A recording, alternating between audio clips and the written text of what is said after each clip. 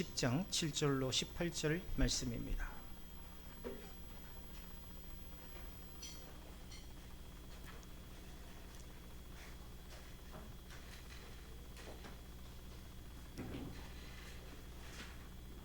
요한복음 10장 7절로 18절 말씀입니다.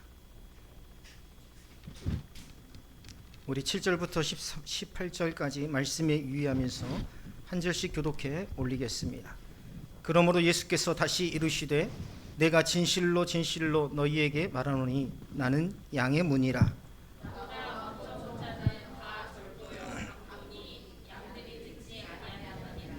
내가 문이니 누구든지 나로 말미암아 들어가면 나는 구원을 받고 또는 들어가며 나오며 꼴을 얻으리라.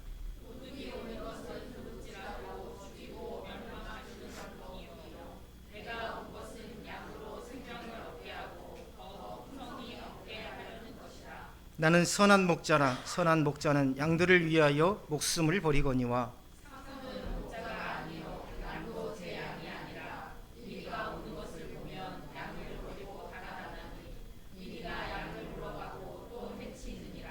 달아나는 것은 그가 삭군인 까닭에 양을 돌보지 아니함이나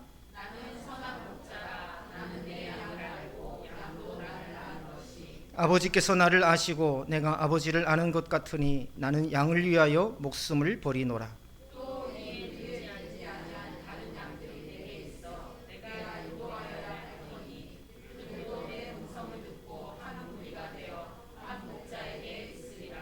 내가 내 목숨을 버리는 것은 그것을 내가 다시 얻기 위함이니 이로 말미암아 아버지께서 나를 사랑하시느니라. 이를 내게서 빼앗는 자가 있은 것이 아니라 내가 스스로 버리노라. 나는 버릴 권세도 있고 다시 얻을 권세도 있으니 이 계명은 내 아버지에게서 받았노라 하시니라. 아멘. 우리가 살아가면서 가장 자주 마주한 것 가운데 하나가 문입니다. 집의 문을 열고 나가고 다시 돌아와서 문을 닫습니다. 어떤 분들은 병원의 문을 열고 들어가기도 하고 학교의 문을 열고 새로운 시간을 시작하기도 하죠. 문은 우리 늘 가까이에 있습니다. 그러나 문은 단지 출입을 위한 그러한 역할만이 아니지요.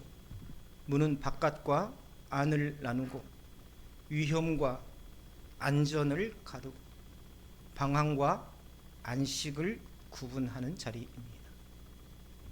문 하나를 통과함으로써 전혀 다른 세계로 들어가게 됩니다.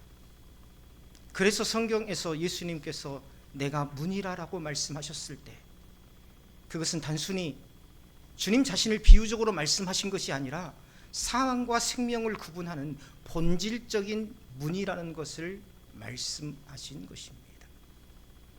주님 안에는 반드시 문이 있다는 것입니다. 주님 안에는 반드시 생명이 있다는 것입니다. 오늘 이 말씀 우리가 너무 자주 들어서 익숙해진 말씀처럼 느껴질 수도 있습니다. 그러나 가만히 들여다보면 이 말씀은 사도행전에서 다락방 제자들에게 임했던 급하고 강한 바람 같은 그런 말씀입니다. 예수님은 내가 양의 문이라 라고 말씀하십니다. 내가 길을 알려주는 자다 이렇게 말씀하지 않으세요. 내가 여러 문 가운데 하나다라고 말씀하지 않으십니다. 예수님은 자신이 곧 문이다라고 말씀하고 계세요. 이것은 예수님께서 구원의 조건을 설명하신 것이 아니라 구원의 실체가 누구인지를 밝히신 말씀입니다. 구원의 조건, 이 조건은 이에 상응하는 요구가 충족되어야 한다는 뜻인데 예수님은 지금 구원의 조건을 말씀하신 것이 아니라 예수님 자신이 구원의 실체이다라고 말하고 있는 것입니다. 구원은 어떤 종교적 제도 안에 있는 게 아니라 예수 그리스도 자신 안에 있으시다. 생명은 어떤 철학에 있는 것이 아니라 예수 그리스도 자신 안에 있는 것이다.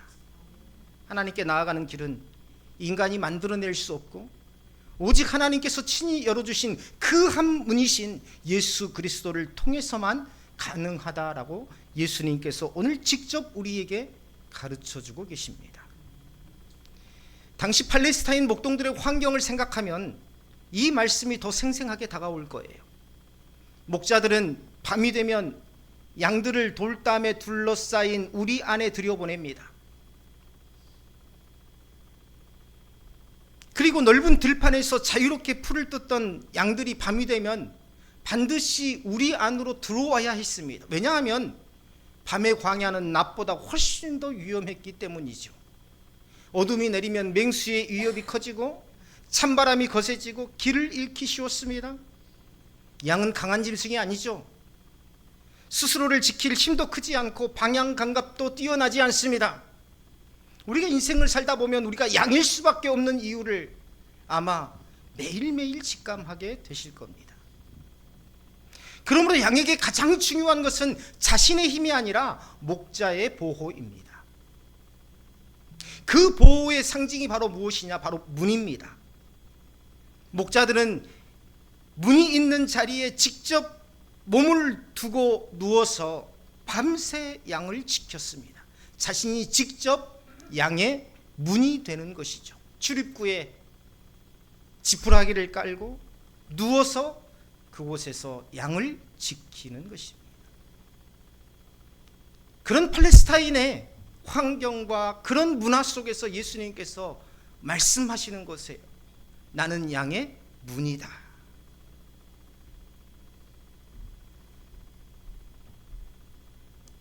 양은 목자를 통해서 나갈 수 없고 도둑이나 이리도 목자를 통하지 않고서는 들어올 수 없습니다. 이 배경을 생각하면 나는 양의 문이다. 이 말씀하시는 주님의 말씀은 너무나도 분명해집니다. 이것은 곧 나는 생명이다, 구원이다 하는 그러한 선포, 나는 너의 보호자이다 라는 말씀이기 때문입니다. 그리고 이 말씀은 결국 십자가에서 완성되었죠. 그래서 우리는 이 본문을 묵상하면서 십자가는 문이다 라고 고백하는 것입니다. 왜냐하면 예수님은 십자가에서 자신의 몸을 내어주심으로 우리에게 하나님께로 돌아가는 길을 여셨기 때문입니다. 죄인은요 스스로 하나님께 갈 수 없습니다. 인간의 선행도, 종교적인 열심도, 도덕적인 수양도, 눈물과 결심도 하나님의 나라의 문을 열지 못합니다. 이 세상에 그 무엇도 하나님 나라의 문을 열지 못해요. 죄 때문에 닫힌 문은 인간이 안에서 열 수도 없고 밖에서 누군가 밀어 넣어줄 수도 없습니다. 그런데 하나님께서 그 문을 친히 여셨습니다. 하나님의 아들 되신 예수 그리스도께서 십자가에서 몸을 찢기심으로 막힌 길을 여셨더라. 그러므로 십자가는 단지 예수님의 죽음의 장소가 아니라 죄인이 하나님께로 들어가는 유일한 출입문이더라. 예수님은 9절에서 내가 문이니 누구든지 나로 말미암아 들어가면 구원을 받고 또는 들어가며 나오며 꼴을 얻으리라 라고 말씀하십니다. 여기에 문과 구원과 꼴이라는 이 세 단어가 평행을 이루고 있는 것을 우리는 볼 수 있어요. 내가 곧 문이고 내가 곧 구원이고 내가 곧 꼴이라는 것입니다. 이 말씀 안에 구원의 진리가 담겨져 있어요. 먼저 주님은 나로 말미암아 들어가면 이라고 말씀하고 있습니다. 여기에는 예외가 없습니다. 누구든지 들어가려면 반드시 예수님으로 말미암아야 한다는 것입니다. 내가 평생을 착하게 살았어? 나는 열심히 살았어? 아니에요. 하나님의 나라에 들어가기 위해서는 반드시 예수님을 통하여야만이 들어갈 수 있다고 주님께서 말씀하고 계세요. 여기서 말미암아라는 표현은요, 예수님을 통과하지 않고서는 안 된다는 것입니다. 십자가를 지나지 않는 경건은 성경이 말하는 경건이 아닙니다. 은혜 없이 쌓아 올린 종교성은 사람의 눈에는 좋아 보여도 하나님의 눈앞에는 아무런 의미가 없는 것입니다. 우리 교회가 그런 신앙을 지향하지 않습니까? 단지 왔다 갔다 하는 신앙생활이 아니라 교회에 와서 헌금을 많이 내고 헌신을 많이 하고 봉사를 많이 하는 그런 신앙이 아니라 무엇보다도 우리가 바른 신앙을 갖는다는 것은 내 삶을 믿음으로 바르게 세워나가는 것입니다. 내 가정, 내 자녀를 더욱더 믿음 안에서 강건하게 세워나가는 것, 이것이 바로 우리 신앙의 본질이라는 것을 우리가 잊어서는 안 되라는 것입니다. 왜요? 거기서부터 복음이 전달되기 때문입니다. 그래서 우리가 늘 종교성을 버리고 하나님 앞에 하나님과의 깊은 교제를 통해서 그 참된 믿음을 회복해 나가자.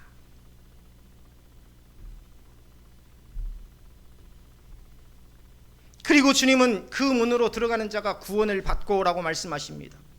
구원은 부분적인 회복이 아닙니다. 존재가 달라진 거예요. 예전에 내가 아니라 이제 예수 믿고 난 뒤에 내 존재가 달라진 겁니다. 기분이 조금 나아지는 정도가 아니에요. 우리 5주째에는 항상 주일 2부 예배를 우리 코람데오 다음 세대 찬양팀이 같이 장년들과 합류해서 찬양을 인도하는데 저도 감격스러워서 눈물이 나오고,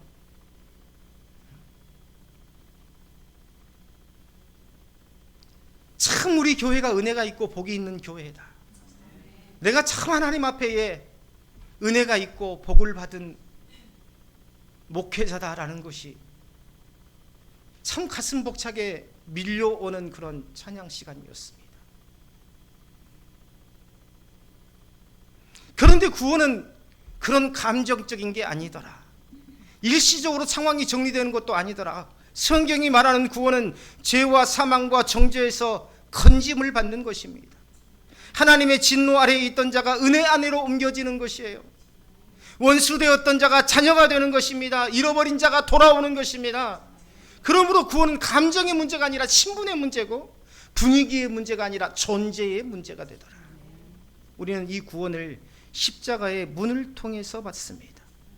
그리고 주님은 들어가며 나오며 꼴을 얻으리라. 여기에서 들어가며 나오며 어떤 의미일까요? 여러 가지 의미가 있겠죠. 하지만 무엇보다도 들어가며 나오며라는 것은 지속적인 하나님과의 관계성을 말한다라고 말할 수 있습니다. 하나님과의 깊은 관계를 통해서, 지속적이고 반복적인 관계를 통해서 무엇을 얻는다? 꼴을 얻는다. 이것은 구원이 단지 죽은 후에 천국으로만 가는 표면적인 그러한 구원이 아니라 예수님 안으로 들어온 삶은 지금 여기서부터 달라진다는 것입니다. 왜 나는 예수 믿었는데 달라지지 않을까? 왜 내 삶은 달라지지 않을까? 예수님을 안 믿었으니까요. 교회만 다니고 예수님을 믿지 않았으니까요. 예수님을 붙잡은 인생은 달라질 수밖에 없습니다. 왜요? 예수님은 생명이시기 때문입니다. 예수님은 능력이시기 때문입니다. 우리 영혼이 꼴을 얻어요. 광야 같은 세상 속에서 주님 안에서 먹임을 받고 인도를 받고 보호를 받습니다. 양에게 꼴은 생존의 조건이듯 우리에게도 영적인 꼴이 있어야 됩니다.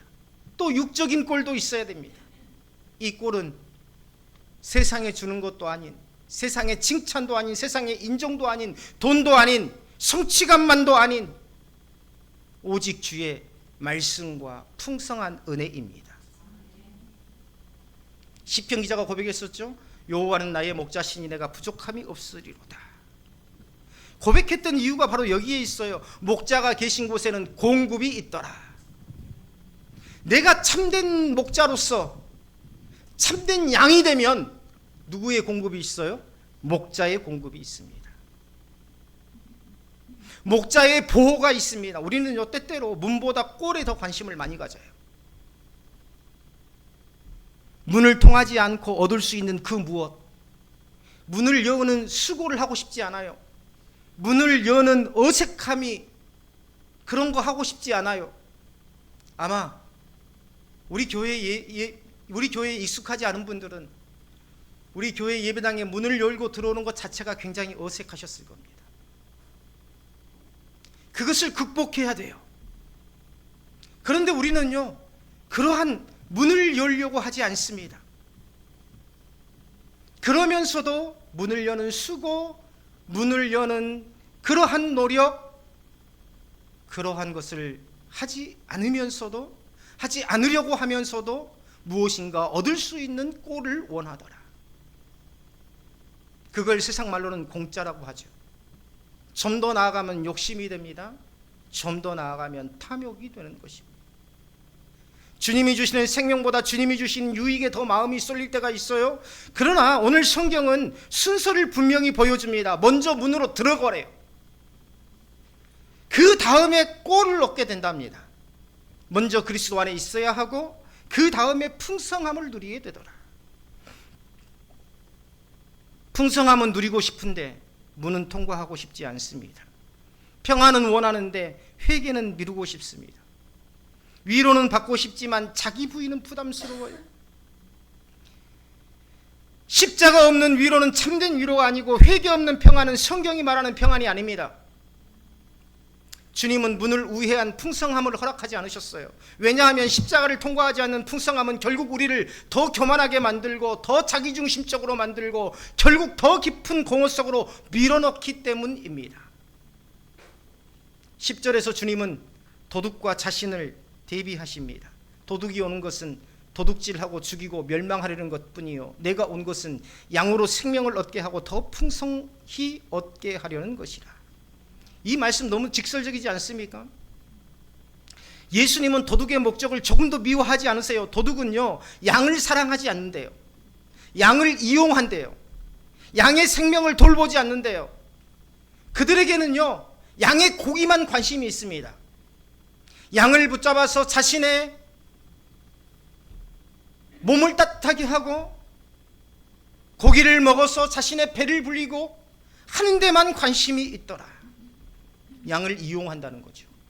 양의 생명을 돌보지 않습니다. 양을 통해서 자기 욕심을 채웁니다. 그래서 도둑이 남기는 열매는 언제나 죽음과 멸망뿐입니다. 우리는 이걸 잘 몰라요. 내 몸을, 자기의 몸을 따뜻하게 하기 위해서, 자기의 배를 부르기 위해서 끊임없이 먹이를 주는 것을 양을 돌본다고 생각합니다. 이 도둑, 단지 종교 지도자 몇 사람만을 가리키는 게 아닙니다. 그리스도를 통하지 않고 우리를 살게 하겠다고 말하는 모든 거짓된 길이 바로 여기에 해당됩니다. 사람의 욕망을 자극하면서도 회개를 말하지 않는 소리, 성공을 약속하면서도 십자가를 말하지 않는 메시지, 자기를 사랑한다고 말하면서도 죄를 미워하지 않는 가르침, 자유를 말하면서도 거룩을 외면하는 시대의 흐름. 오늘 수많은 교회들 가운데 이러한 말씀이 전해지고 있어요. 찔림이 없는, 재미있는, 찔림은 없어요. 그런데 재미있어요.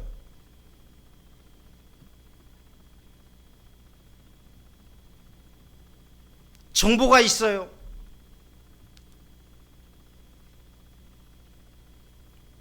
내 안에 만족감이 있어요. 그런 말씀을 원하는 거죠. 항상 우리는 말씀 앞에 자신을 분리해내려는 습성이 있습니다.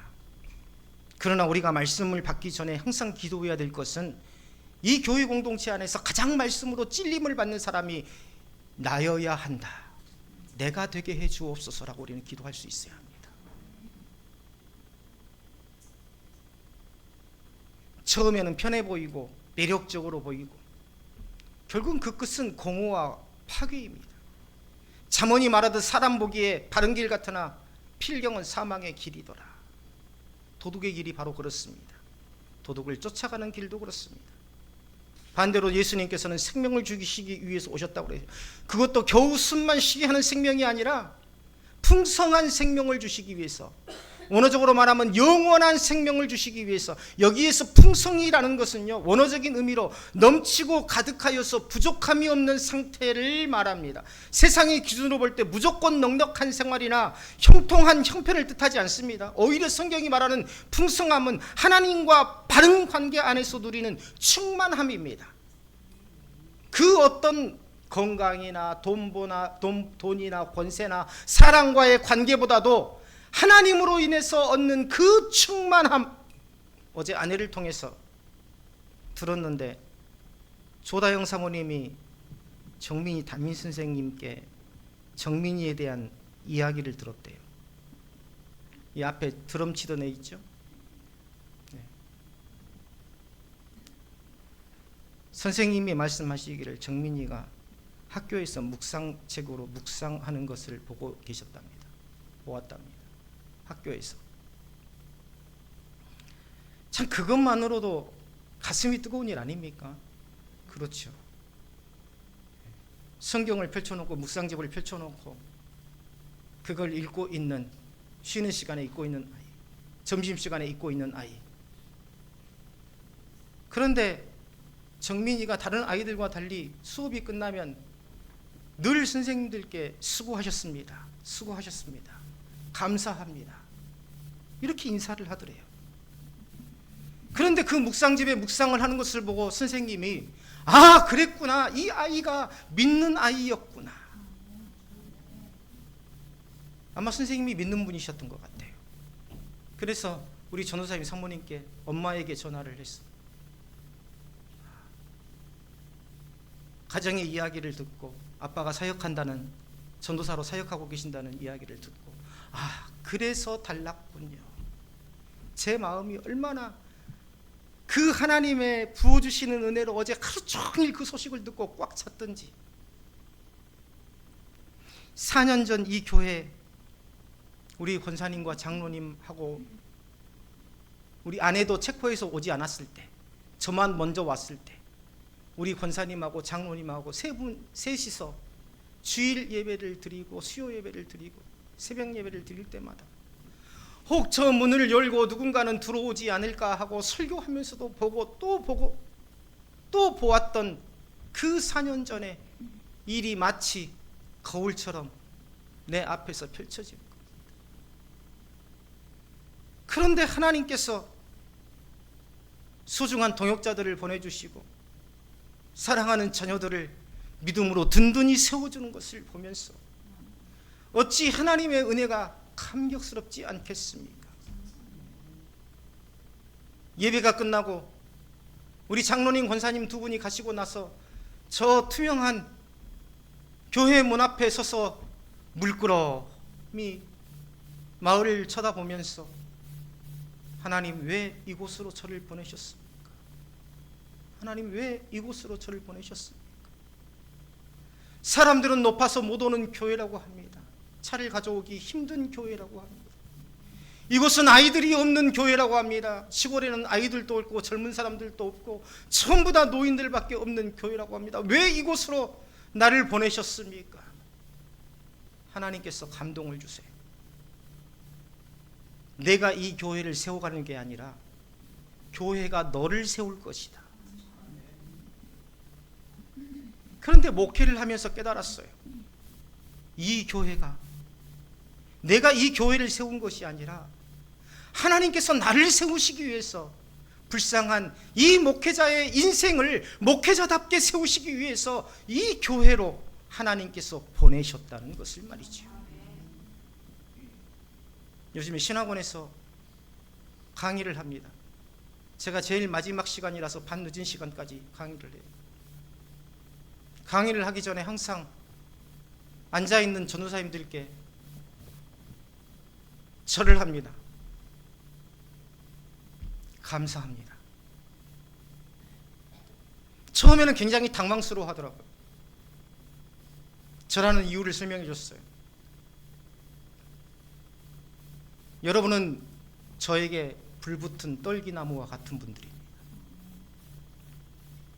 40년 동안 광야에서 양을 치면서 생활했던 모세가 비로소 하나님 앞에 부름을 받고 자신의 사명을 재확인했던 그 불붙은 떨기나무, 여러분의 그 하나님을 향한 뜨거운 마음,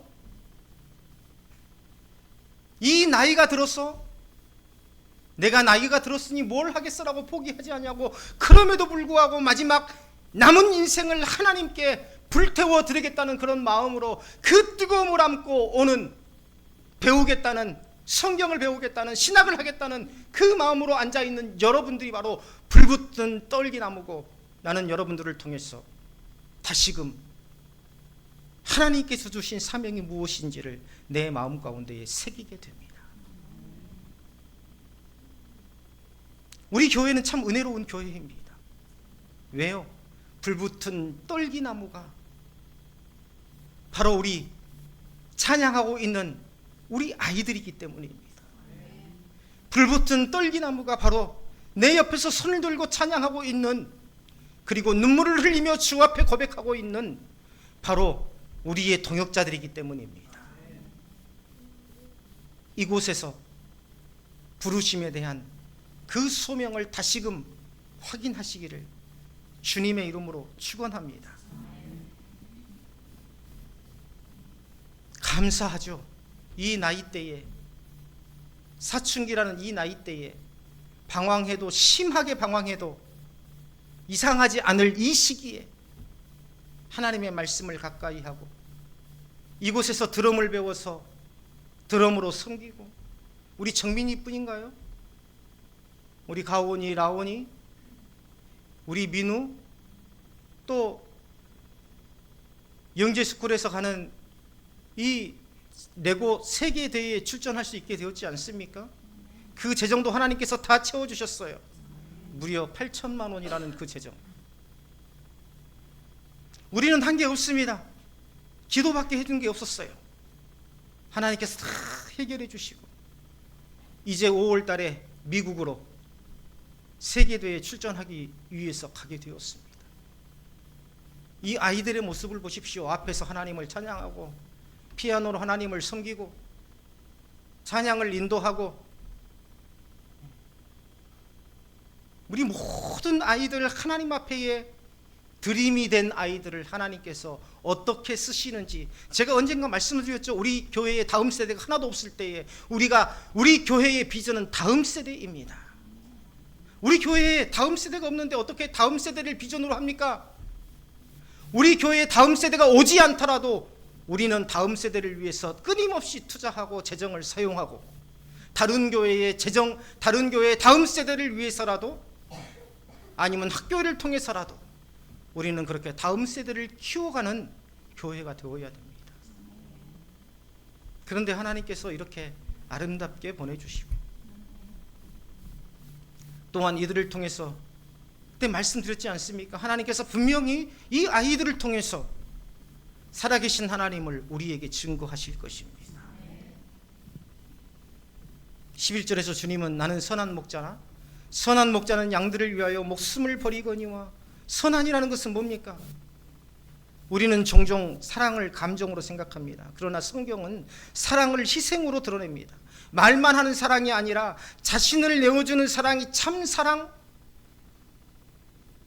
요즘에 못 먹고 헐벗는 아이들이 있습니까? 없습니다.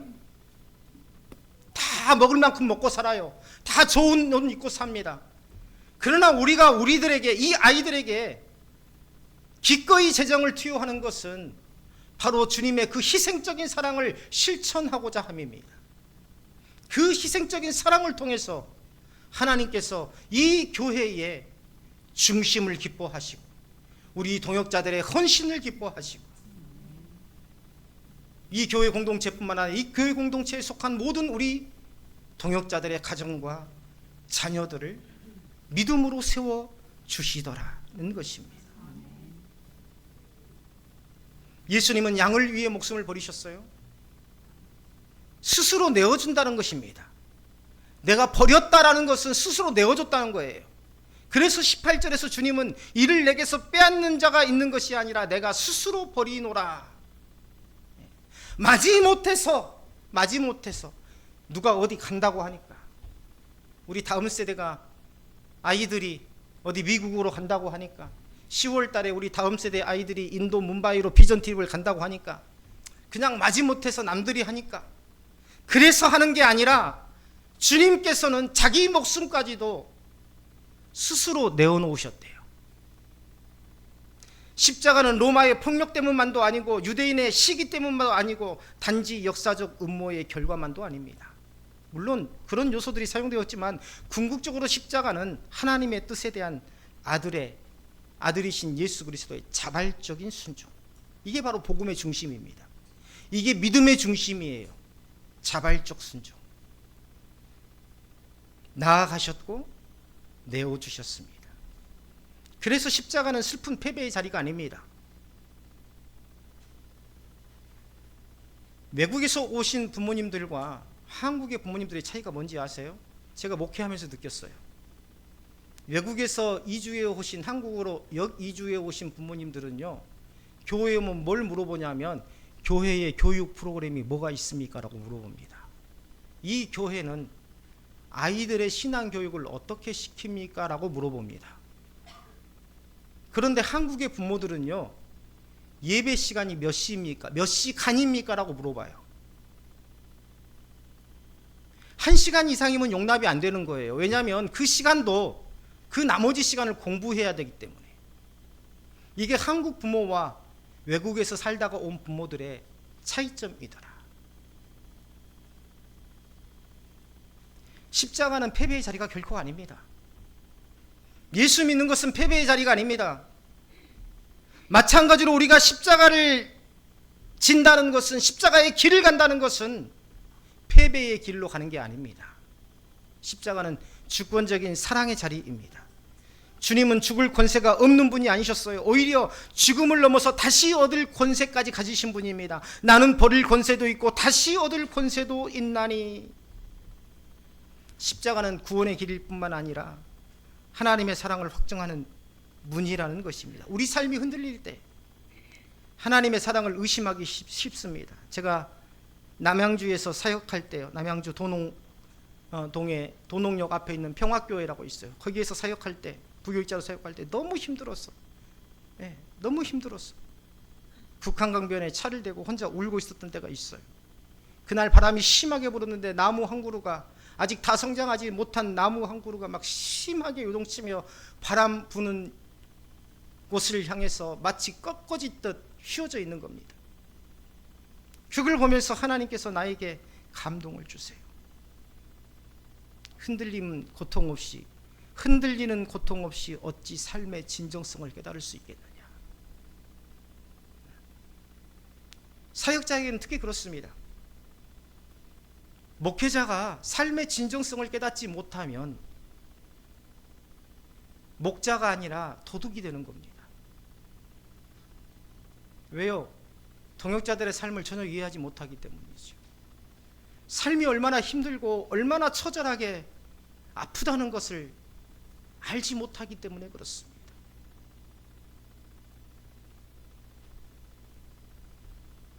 기도 응답이 늦게 될 때, 질병이 길어질 때, 관계가 무너질 때, 수고한 열매가 보이지 않을 때, 주님이 정말 나를 사랑하시는가 흔들릴 수 있어요. 그러나 그때마다 다시 돌아가야 됩니다. 그곳이 바로 어디예요? 십자가 앞입니다. 십자가는 편안한 자리가 아닙니다. 내 사명, 내 믿음을 다시 확인하는 자리입니다. 그리고 그 확인하는 자리에서 주님께서는 승리를 주십니다. 로마서 5장 8절에 뭐라고 말씀하고 있습니까? 우리가 아직 죄인이었을 때 그리스도께서 우리를 위하여 죽으심으로 하나님께서 우리에 대한 자기의 사랑을 확증하셨다라고 말씀하고 있어요. 또 주님께서는 삭군과 자신을 구별하고 계시죠. 삭군은 목자도 아니고 양도 제 양이 아니기 때문에 이리가 오면 양을 버리고 달아난다고 합니다. 삭군의 문제는 용기가 부족한 게 아니에요. 삭군의 문제는 능력이 없는 게 아닙니다. 삭군은 오히려 달변가입니다. 왜요? 물건을 팔기 위해서. 본질은 뭐가 없다는 게 있습니까? 사랑이 없다는 데 있습니다. 본질은 책임도 없다는 데 있습니다. 끝까지 책임지지 않습니다. 유익이 있을 때는 곁에 있지만, 무엇인가 먹을 게 있을 때는 옆에 있지만, 대가를 치러야 될 때는 떠나는 것이죠. 이게 삭군의 본 모습입니다. 반면에 선한 목자는 그것을 자신이 져야 할 십자가로 여기더라. 우리의 신앙이 약해질 때도 있고, 우리 마음이 주님께서 기뻐하실 만한 상태가 아닐 때도 있습니다. 그런데도 주님은 우리를 버리지 않으십니다. 왜냐하면 우리는 주님의 피값으로 사신 양이기 때문입니다. 우리를 붙드시는 근거는 우리의 충성이나 열심이 아니라 주님의 언약적 사랑이라는 거예요. 좀 더 쉽게 말하면 뭐냐면, 하나님께서 우리를 부르시고 우리를 구원하신 이유는 내 믿음이 좋아서, 내가 착하게 살아서, 내가 성경을 많이 알아서가 아니라 하나님의 언약 안에서 이미 나는 하나님의 자녀로 확증되었기 때문입니다. 그래서 내가 어떤 모습으로 살아도 하나님께서는 나를 버리지 아니하시고 끝까지 사랑하시는 거예요. 성경을 모르면 구원을 못 받나요? 성경을 모르면 성도의 자격이 없나요? 아닙니다. 내가 잘 몰라도 하나님께서 나를 알아요. 하나님께서 나를 알아요. 막 태어난 아기가 엄마 아빠를 어떻게 알겠어요? 그런데 엄마 아빠가 내 아이를 알아요. 그래서 울어도 또 울어도 참고 견디며 오줌을 놓고 똥을 누워도 그것을 기쁨으로 치워주고, 바로 그겁니다. 성경에서 하나님께서 너를 아신다 하는 건 뭐냐면, 또 하나님을 아는 지식으로 나오라 할 때 그 안다라는 것은 이 헬라어로 기노스코입니다. 이 기노스코의 의미가 뭐냐면 바로 하나님께서 너의 마음, 너의 모든 것 속속들이 다 알고 계신다라는 거예요. 내가 하나님을 경험하는 의미를 넘어서 나를 아시는 하나님께서 나에게 하나님을 경험하게 하신다라는 거예요.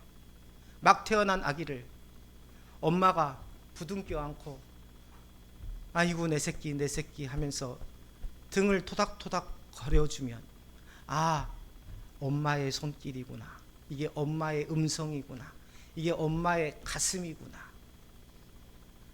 자녀가 그렇게 배워나가듯 하나님께서 우리를 그렇게 하신다는 겁니다. 이게 바로 기노스코의 의미예요. 내가 너를 안다. 제가요 묵상하면서 이것을 깨닫고 얼마나 내가 울었는지 모릅니다. 나는요 지금까지 제 신앙생활은 청년 때까지 어디서 했냐면 고신 측에서 신앙생활을 했습니다. 고신 측 굉장히 보수적인 교단입니다. 물론 우리 합동 측도 굉장히 보수적인 교단이지만 고신 측은 말도 하지 못할 정도, 그 중에서도 고신 측에서도 이단이라고 할 수, 이 이단이라고 불리울 만큼 더 보수적인 그런 교단에서 신앙생활을 했어요. 이단은 아닙니다. 예. 좀 유별나게 신앙생활 한다라는 저 교단은. 그러니요 어떻습니까? 성경을 많이 아는 것이, 기도를 많이 하는 것이, 봉사를 많이 하는 것이, 헌금을 열심히 하는 것이, 봉사를 많이 하는 것이, 그게 신앙의 본질인 줄 알고 신앙생활을 해왔던 겁니다. 그런데요 사람은 육체적인 존재예요. 지치고 힘들고, 내가 경제적으로 힘들 때에, 사업이 실패해서 힘들 때에, 빈손으로 교회를 갈 수밖에 없을 때에 헌금 심하면 헌금을 주머니를 돌리는데 내 손이 부끄러워서 그 자리에 앉아 있을 수가 없는 겁니다. 그래서 어쩔 때는 주머니에다 넣는 척하고 빈손을 넣어서 헌금함에다 넣었다가 빼기도 하고. 그런데 이 성경을 묵상하면서 내가 너를 안다 하는 이 말씀 앞에서 내가 무너져 버렸어요. 내가 하나님을 알아가는 게 아니라 하나님께서 나의 모든 것을 아셔서 나를 하나님께로 이끄시고 계시는 것이라는 거예요. 지금 내 삶이 어떤 상황 속에 있든 그것은 내가 죽을 자리가 아닙니다. 하나님께서 살아계신 하나님을 경험하기 위한 그 깊은 믿음 가운데로 나를 인도하시기 위한 하나님의 섭리고 역사인 줄로 믿으시기를 바랍니다. 주님은 우리 이름만 아시는 게 아니에요. 우리 상처도 아시고, 우리의 두려움도 아시고, 우리의 감추어진 탄식까지도 아시고, 우리가 말로 다 설명하지 못하는 아픔까지도 아시는 분입니다. 그래서 하나님께서 가장 싫어하는 게 뭐냐면 종교생활 하지 말라는 거예요. 종교생활 하지 말라는 겁니다. 제가 새벽 예배도 말씀드렸지만 아브라함이 부름받았던 곳이 어디입니까? 마므레 상수리 나무 아래입니다. 야곱이 하나님 앞에 결단했던 곳이 어디입니까? 상수리 나무 아래예요. 또 사무엘이 사울을 기름 부어 주었던 데도 어디였습니까? 상수리 나무 아래였어요. 이 상수리 열매는 의미가 있습니다. 상수리 열매의 특징이 뭐예요? 떨어지면 뭐가 있어요? 뭐가 있어요? 네? 보자기가 있어요? 모자가 있습니다. 모자. 성경에서 모자는요, 모자를 벗는다는 것은요, 거룩함의 상징입니다. 성경에서 이 상수리는요, 모자가 씌워져 있어요. 그런데 그 상수리를 가공하려면 모자를 반드시 띄어야 되죠. 그것을 이용하려면 모자를 띄지 않고서는 안 됩니다. 하나님 앞에서 모자를 벗어라. 하나님의 임재가 있는 곳, 하나님의 거룩함이 있는 곳, 그곳에서의 삶을, 하나님 앞에 모자를 벗는다는 것은 하나님 앞에 복종하는 거예요. 하나님 앞에 엎드리는 것을 상징합니다. 그런데요, 예레미야서에 와서 그 상수리 나무가 무엇으로 변하냐면 푸른 나무 아래에서, 거기에서 음행하고 우상을 숭배하더라.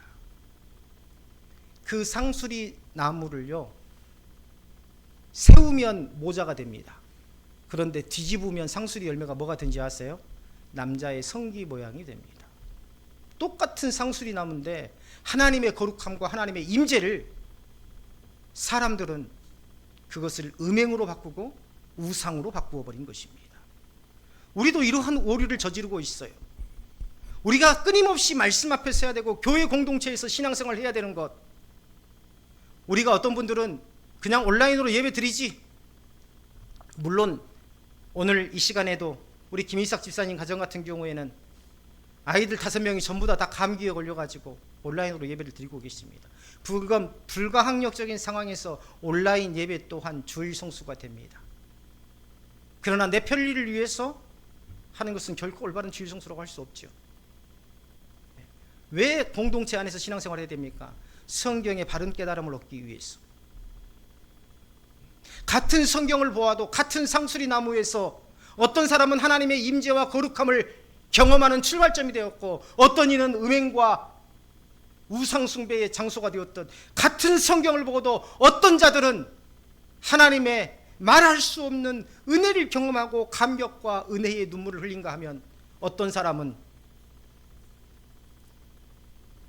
자기를 합리화시키고 자기의 삶을 핑계 삼는 그러한 도구로 삼더라는 것입니다. 사랑하는 동역자 여러분, 우리는 어떤 상수리 나무 아래 서 있습니까? 하나님의 거룩한, 하나님의 임재가 있는, 하나님의 말씀을 받고 거기에서 결단의 출발을 하는 그 상수리, 마므레의 상수리 나무 아래입니까? 엘림의 상수리 나무 아래입니까? 아니면 예레미야 시대의 푸른 나무 아래, 거기에 우상을 숭배하고 음행을 하던 그 상수리 나무에 있지는 않습니까?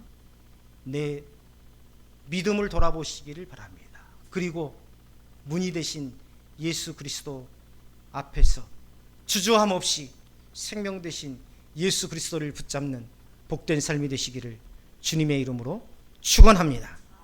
기도하겠습니다. 주님, 선한 목자 되신 주님만이 우리를 아시고 우리를 지키시며 우리를 끝까지 생명으로 이끄심을 믿습니다. 오늘 또 그 문 안에만 생명이 있음을 믿고 주님의 말씀을 붙잡고 살아가는 우리의 삶이 될 수 있도록 인도하여 주옵소서.